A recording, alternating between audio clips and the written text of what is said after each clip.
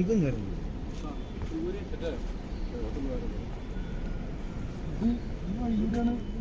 YouTuber തന്നെയാണ്. കളി പറഞ്ഞിട്ട് കയറാൻ ഭയങ്കര ബുദ്ധിമുട്ടാന്നുള്ള കേസ് നിങ്ങൾക്ക് അതിപ്പോ മനസ്സിലായി എന്താ സംഭവം എന്നുള്ളത്. പക്ഷെ ഞങ്ങൾ രാത്രി ഇതൊന്നും നോക്കാണ്ടാണ് സംഭവം കയറിയത്.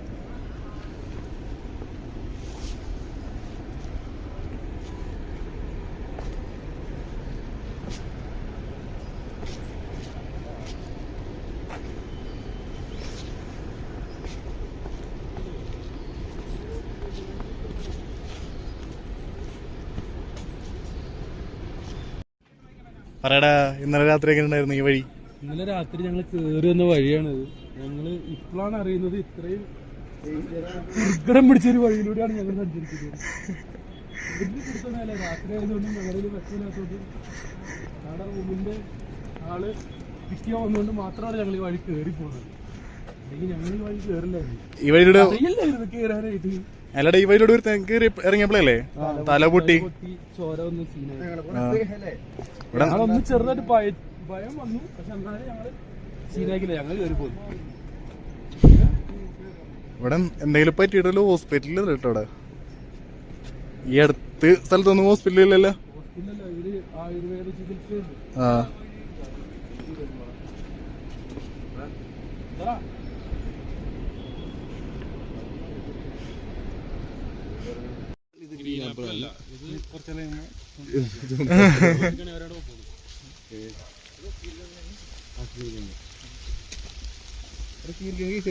ആണെന്നോണ്. ഫുൾ ആപ്പിൾ തോട്ടമാണല്ലേ ഇവിടെ വരുന്നവര്. ഈ മാസം വരരുത്, ആപ്പിളൊന്നും ആയിട്ടില്ലല്ലേ. അടുത്ത ജോലി.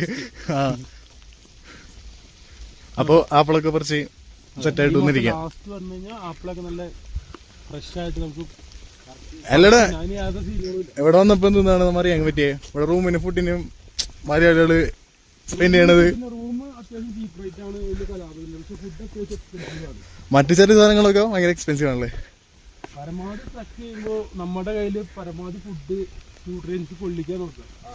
ചെറുതായിട്ടുള്ള അത്യാവശ്യം നല്ല പ്രോട്ടീൻസ് ഉള്ള പീനട്ട്, അതുപോലെ തന്നെ ഡ്രൈ നട്ട്സ്, ഡ്രൈ ഫ്രൂട്ട്സ് എല്ലാം കയ്യിലുണ്ടെങ്കിൽ ഓക്കെയാണ്. ഞങ്ങൾ കൂടുതലും ബ്രെഡ്, ജാം അങ്ങനത്തെ കാര്യങ്ങളാണ് ഞങ്ങൾ ട്രക്ക് ചെയ്യുന്നത്. മാഗി അത്യാവശ്യം എവിടെയും ക്യാമ്പയിൻ ചെയ്യാൻ പറ്റും, അവിടെ ക്യാമ്പയിൻ ചെയ്യും. അവിടെ അടുപ്പൂട്ടിട്ട് തീയിട്ടിട്ട് പാത്രം അങ്ങനത്തെ പ്രശ്നങ്ങളൊന്നുമില്ല ഇവിടെ. അങ്ങനത്തെ യാതൊരു വിഷയങ്ങളില്ല. നമ്മളിപ്പോ എവിടെ കയറി ഇരുന്നാലോ റൂം എടുക്കണമെന്നുണ്ടെങ്കിൽ ഒരു ചോദ്യങ്ങളില്ല. നമുക്ക് എന്തോരം നേരം എവിടെ ഉള്ളിൽ ഇരിക്കാം. ആരും നമ്മളെ നോക്കാനോ പിടിക്കാനും ഇല്ല. ഏറ്റവും വലിയ സീൻ എന്ന് പറഞ്ഞു കഴിഞ്ഞാൽ നമുക്ക് ഏറ്റവും വലിയ കലാപം കിട്ടുന്നത് നമ്മൾ എന്ത് ചെയ്യുന്നു നോക്കാൻ വേണ്ടി ഒരു 100 കണ്ണുകളുണ്ടാവും. പക്ഷെ എന്നാ ഇവിടെ നമുക്ക് ഒരു കണ്ണു പോലും ഇല്ല. നമുക്ക് നമ്മുടെ വിഷയങ്ങൾ എന്താ വെച്ചാൽ കാണിക്കാം. അതുകൊണ്ട് നമ്മളെപ്പോഴും ഹാപ്പിയാണ്. അങ്ങനെ കാലിക്കറ്റ് സ്റ്റേ ചെയ്യുന്ന റൂമാണിത്. അവിടുന്ന് നല്ല വ്യൂ ആണ് കാണുന്നത്. ഒരു ദിവസത്തേക്ക് ഇവിടെ ഞങ്ങൾക്ക് 4 പേർക്ക് 800 രൂപയാണ് ആയത്. പുള്ളി ഇവിടെ സെറ്റാണ്. പുള്ളിയുടെ നമ്പർ ഞാൻ കൊടുത്തേക്കാം. इवड़े 5 किलोमीटर में और ट्रैकिंग है। भैया ऐसे कौन सा ट्रैकिंग बोल दिया आप? उधर ऊपर चढ़ने के लिए ना कौन सा ट्रैकिंग है? बुद्धमुनि। ओके, कितना दूर? यहाँ से 5 hours। 5 hours। Okay, 3200 meters altitude। Okay, इधर आने का टाइम है ना ट्रैकिंग गाइड में दे देगा? सब मिल जाएगा, ट्रैकिंग गाइड मिल जाएगा, कैंप्स मिल जाएंगे। Okay, sleeping bag, tent, food, bonfire, would सब मिल जाएगा ऊपर। ओके, आपका नंबर मैं यूट्यूब में दे देगा। ठीक है, ഇന്നലെ സ്റ്റേ ചെയ്ത സ്ഥലമാണ് ഇവിടെ. അപ്പം ഞാൻ ഇവിടെ നിന്ന് ഇറങ്ങിയാണ് നേരെ മണിക്കരൻ. Okay, by.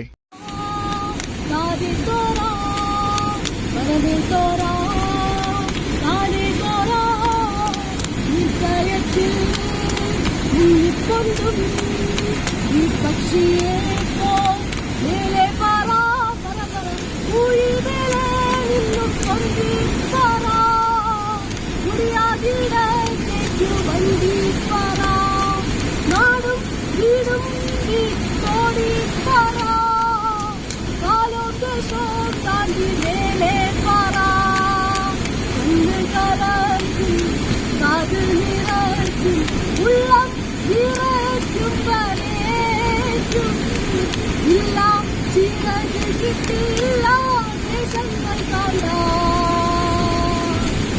ഇല്ല ചിറകു കിട്ടില്ല ദേശങ്ങൾ കാണാൻ പറ പറ പറ പറ പറ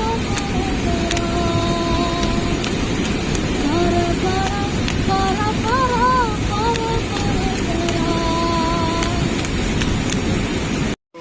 നമ്മളിപ്പോൾ തോഷിലാണ് നിൽക്കുന്നത്. തോഷിലിപ്പോൾ ഒരു ചെറിയൊരു വാട്ടർഫോൾസ് ഉണ്ട്. അവിടെ ഫ്രണ്ട്സെല്ലാം കുളിച്ചുകൊണ്ടിരിക്കുകയാണ്. ഇവിടെയാണ് വാട്ടർഫോൾ വരുന്നത്. അത്യാവശ്യം നല്ല വൈബാണ്. ഡ്രൈവറും കുളിച്ചുകൊണ്ടിരിക്കുന്നത്. അത്യാവശ്യം ഫോറിനേഴ്സും കാര്യങ്ങളൊക്കെ വരുന്നതാണ്. ഇവിടെ നിന്ന് മാറിയിട്ടുണ്ടെങ്കിൽ അവിടെ കാണുന്നത് മഞ്ഞുമലയുണ്ട്. അവിടെ മഞ്ഞുമല ബാക്കി ചിത്രങ്ങളൊക്കെ വഴിയെ കാണാം. ഇതൊക്കെ നല്ല റെയിനിയാണ്. സീസൺ ജനുവരി ഒക്കെ ആകുമ്പോഴാണ് സ്നോഫോളും കാര്യങ്ങളൊക്കെ ഉണ്ടാവുക. ഈ ടൈമിൽ ഫുള്ള് ഇപ്പം നിൽക്കുന്നത് ജൂൺ മാസം, ജൂലൈ ഒക്കെ നല്ല മഴയാണ്. ഇവിടെ മഴ അത്യാവശ്യം പെയ്തുകൊണ്ടിരിക്കുന്നുണ്ട്. തണുത്ത വെള്ളം വീട്ടിലോട്ട് വീഴുമ്പോൾ നല്ല സുഖമാണ്. എടാ എങ്ങനെയുണ്ടാ ഇവിടുത്തെ സ്പോട്ട് എങ്ങനെയുണ്ട്?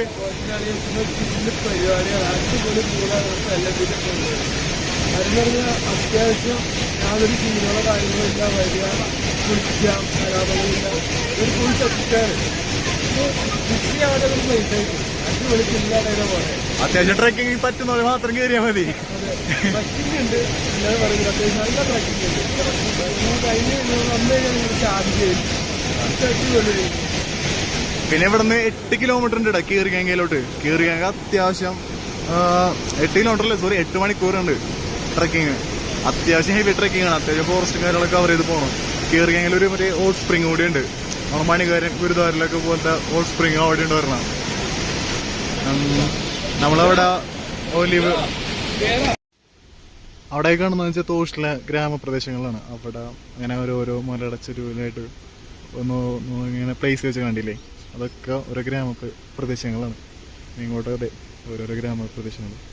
ഇവിടെ ഏറ്റവും കൂടുതൽ വെച്ചിട്ടുണ്ടെങ്കിൽ ഇവിടെ ഇവർക്ക് സാധനങ്ങൾ താഴെ നിന്നിട്ട് എത്തിക്കാനായിട്ട് ഭയങ്കര ബുദ്ധിമുട്ടാണ്. അവിടെ ഭയങ്കര റേറ്റാണ്. ഒരു ചായക്കൊക്കെ 130 രൂപ അടുത്ത് വരും. പിന്നെ 2 കോഴിമുട്ടയും വെച്ചിട്ടുള്ള കറിയാണെന്നുണ്ടെങ്കിൽ 350 രൂപ റേഞ്ച് അങ്ങോട്ടാണ് പോകുന്നത്. അപ്പോൾ പരമാവധി ബഡ്ജറ്റായിട്ട് ഇങ്ങോട്ട് വരാൻ നിൽക്കരുത്. അങ്ങനെ വരാൻ നിൽക്കുകയാണെങ്കിൽ തന്നെ എന്തെങ്കിലും കഴിക്കാനായിട്ടുള്ള സാധനങ്ങൾ വെച്ച് കഴിക്കാനായിട്ടുള്ള ഗ്യാസ് സ്റ്റവ് കാര്യങ്ങളായിട്ട് വരാം. എവിടെയെങ്കിലും ക്യാമ്പ് അടിക്കാം, കിടക്കാം. അവിടെ അവർ ഇങ്ങനെ ഫോട്ടോ ഒക്കെ എടുത്തുകൊണ്ടിരിക്കുക ഫ്രണ്ട്സ് എല്ലാവരും. മേലോട്ട് കയറണമെന്നുണ്ട്, പക്ഷേ കൽഗയിലോട്ട് പോകാനായിട്ട് ടൈം ലേറ്റ് ആവും. സോ അതുകൊണ്ട് ഇവിടെ നിന്ന് നമ്മോട് സ്കിപ്പ് ചെയ്യാണ്. ആ കാണുന്ന വെച്ചാൽ മഞ്ഞുമല ചെന്നൈയില്ലേ സർപ്പാസാണത്. ഇവിടുന്ന് 10 ദിവസത്തെ ട്രക്കിംഗ് ഉണ്ട് അങ്ങോട്ടേക്ക് എത്തുന്നെങ്കിൽ. അത്യാവശ്യം ഹൈ ആൽറ്റിറ്റ്യൂഡിലാണ് അത് നിൽക്കുന്നത്. അവിടേക്ക് ഇപ്പോഴും മഞ്ഞുണ്ട്.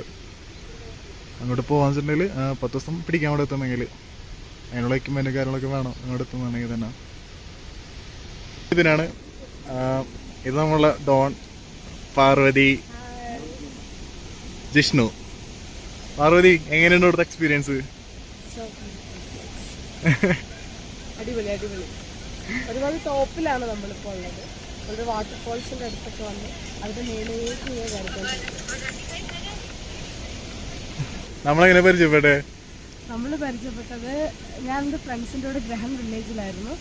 അപ്പോൾ അവിടുന്ന് എനിക്ക് തോഷിലേക്ക് വരാൻ തോന്നി. അങ്ങനെ ഞാൻ പെട്ടെന്ന് ബൈക്ക് പാക്ക് ചെയ്ത് സോളായിട്ട് ഇങ്ങനെ ഇറങ്ങി. അങ്ങനെ അവിടുന്ന് ഗ്രഹം നേരെ കസോളിൽ വന്നു. കസോളിൽ വന്നപ്പോൾ ഇവരെ മീറ്റ് ചെയ്ത് ഇവരിങ്ങനെ നിൽക്കുമായിരുന്നു. ഇവർ മണികർ പോകാനായിട്ട് നിൽക്കുമായിരുന്നു. അങ്ങനെ പരിചയപ്പെട്ടപ്പം ഞങ്ങളെന്നിട്ട് ഒരുമിച്ച് എന്നാൽ തോഷിലേക്ക് പോയാലോ എന്നൊരു തീരുമാനത്തിലെത്തി ഞങ്ങൾ വന്നു. തോഷ് എന്ന് പറയുമ്പം കസോളിൽ തന്നെ ഏറ്റവും ഭയങ്കര ഹൈറ്റിലുള്ള ഒരു വില്ലേജാണ്. ടൂറിസ്റ്റ് ഇവിടെ വില്ലേജസ് കുറവാണ്, കൂടുതലും ഒരു ടൂറിസം ഒരു അങ്ങനത്തെ ഒരു റിലേറ്റഡ് ആയിട്ടാണ് ഈ വില്ലേജ് നിൽക്കുന്നത്. കുറേ സ്റ്റേസ് ഒക്കെ ഉണ്ട്. വളരെ ഹൈറ്റിലായതുകൊണ്ട് തന്നെ ഒരു 360 വ്യൂ ഒക്കെ അടിപൊളിയായിട്ട് നമുക്ക് കിട്ടും. ഇത് പരിചയപ്പെട്ട് അടിപൊളിയായി. ഞങ്ങൾ 5 പേരിപ്പോൾ ഉണ്ട്. സെറ്റാണ്. നല്ല വൈബാണ്. ഒരു കൂളിയൊക്കെ കഴിഞ്ഞിട്ടിരിക്കുകയാണ് അതെ, വാട്ടർഫോൾസിൽ. കുളിച്ചിട്ട് ഇനി ഞങ്ങൾ മലേന്റെ മേലേക്ക് കയറാൻ പോവാണ്. Okay bye. നമ്മളെ കാണുന്ന മലക്ക് കയറുന്നില്ല എന്ന് വിചാരിച്ചിരുന്നേ, പക്ഷേ എല്ലാവരും മൂടയപ്പോൾ കയറാന്നുള്ള വൈബായിട്ട് നിൽക്കുക. അങ്ങനെ കയറിക്കൊണ്ടിരിക്കുക. വൺ സീൻ ട്രക്കിംഗ് ആണ്.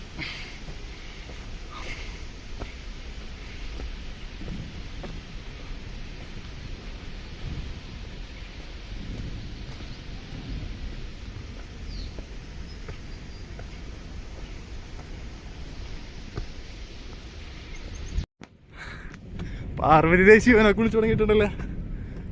ശിവനെ കുളിച്ചു തുടങ്ങി.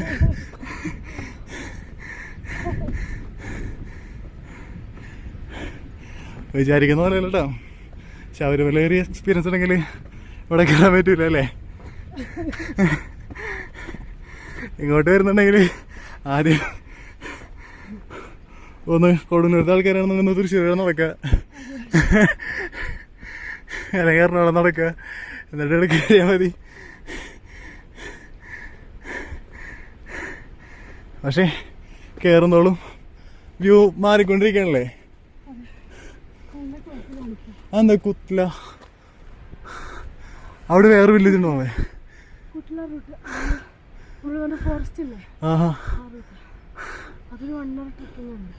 ഓ, ഇതൊരു 500 നടന്നപ്പോ വയ്യാണ്ടേ.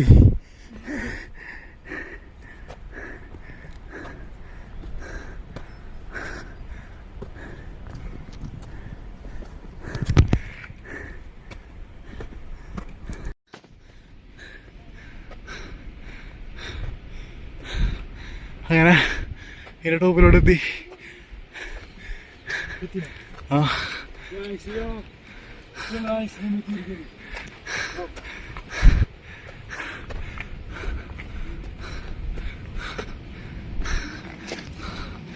അവന്റെ മോനെ. ഓക്കെ ഗൈസ്,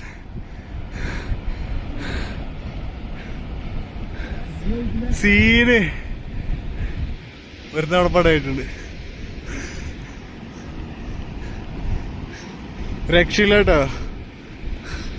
പൊളി പൊളി.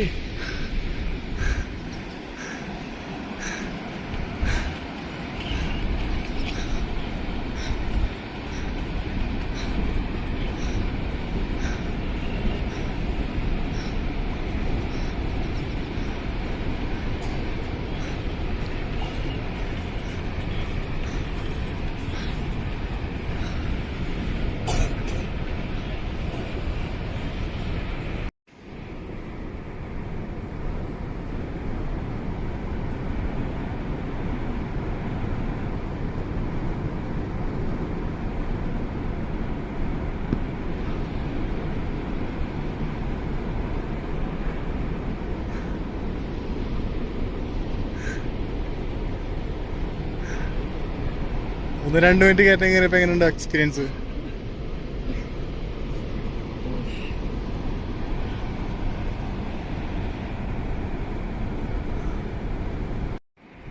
അവിടെ നമ്മ തോസ്റ്റ് വന്നപ്പോ ഒരു ചെറിയ വാട്ടർഫോൾ കണ്ടില്ലേ, അതിന് വലുത് ഒരെണ്ണോടൊപ്പുണ്ട്. അങ്ങോട്ട് കുറച്ച് കയറി വരണം. അതേ ജസ്റ്റ് അങ്ങോട്ട് പോയി നോക്കാനുള്ള പരിപാടിയില്ല. റോഡൊന്നും ഇല്ല കേട്ടോ ഇവിടെ. ഇവിടെ കാടും മലയിൽ കയറി പോണം മേലോട്ട്.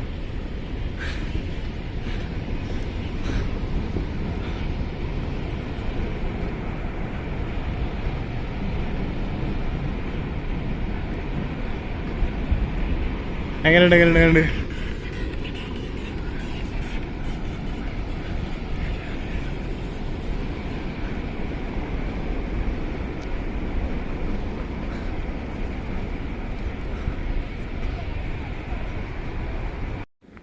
നമ്മള് ആ വാട്ടർഫോൾസ് കാണാൻ പോയില്ലേ. മഴ പെയ്തൂടെ? ഇവിടെ മഴ പെയ്തിട്ട് നിൽക്കാനായിട്ട് സ്ഥലമൊന്നും ഉണ്ടാവില്ല. അപ്പോൾ തിരിച്ചു നടക്കുക.